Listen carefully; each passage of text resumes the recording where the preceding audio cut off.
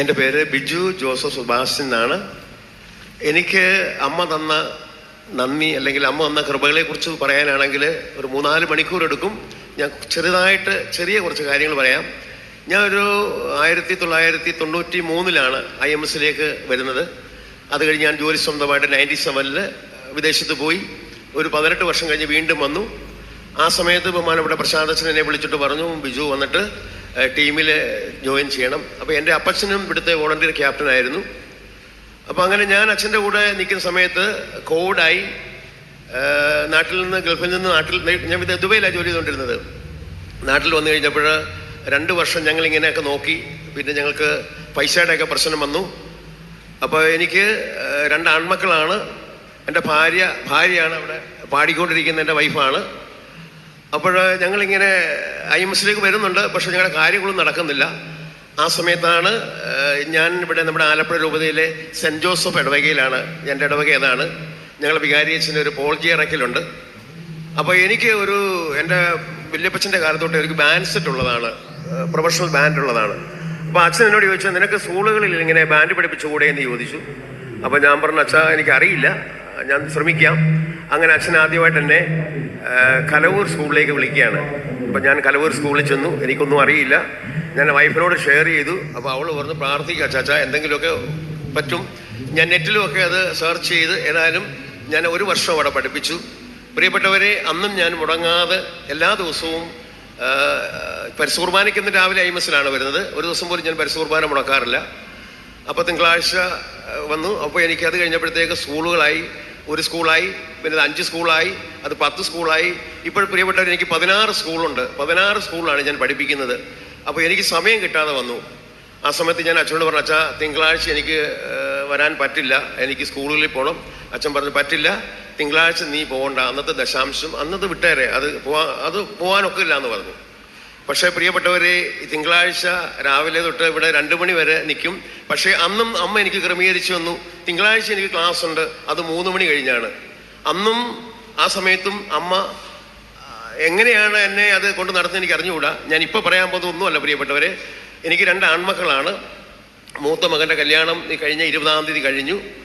കല്യാണത്തിന് ഒരു 10 ദിവസം മുമ്പ് അവരുടെ ഭാര്യ വീട്ടുകാർ ഞങ്ങളുടെ വീട്ടിലേക്ക് വരുന്നു എന്ന് പറഞ്ഞു. പക്ഷേ മഴയാണ്, മഴയത്ത് ഒരു രക്ഷയില്ല. മഴയെന്ന് പറഞ്ഞാൽ നമുക്കറിയാമല്ലോ, മഴക്കാലമാണ്. അപ്പം ഞങ്ങൾ ഒത്തിരി വിഷമിച്ചു. മഴയായിട്ട് ഒന്നും ചെയ്യാൻ പറ്റില്ല. എൻ്റെ വീടിൻ്റെ ഫ്രണ്ട് മുഴുവൻ വെള്ളമാണ്, പോകുന്ന വഴിയെല്ലാം വെള്ളമാണ്. അപ്പം വൈഫിൻ്റെ ബ്രദറിനോട് വീടടുത്താണ്. അപ്പോൾ അദ്ദേഹം ഒരു കാര്യം ചെയ്യാം, നമുക്ക് പ്രോഗ്രാം അങ്ങോട്ട് മാറ്റാം.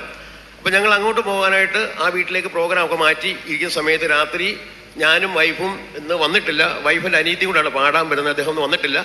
ഞങ്ങൾ 3 പേരും കൂടെ രാത്രിയിൽ ഒരു 11 മണി കഴിഞ്ഞിട്ട് ഒരു അരമണിക്കൂർ അമ്മയുടെ മുമ്പിൽ കൈകൾ വിരിച്ച് ജോമാല എന്ന് ചൊല്ലി പ്രാർത്ഥിച്ചു, കിടന്നുറങ്ങി. പ്രിയപ്പെട്ടവരെ, അത്ഭുതം എന്ന് പറയട്ടെ, ഞായറാഴ്ച രാവിലെ അന്ന് വരെ മഴയായിരുന്നു. രാത്രി വരെ വെളുക്കുന്നേരം വരെ മഴ പെയ്തിരുന്നു.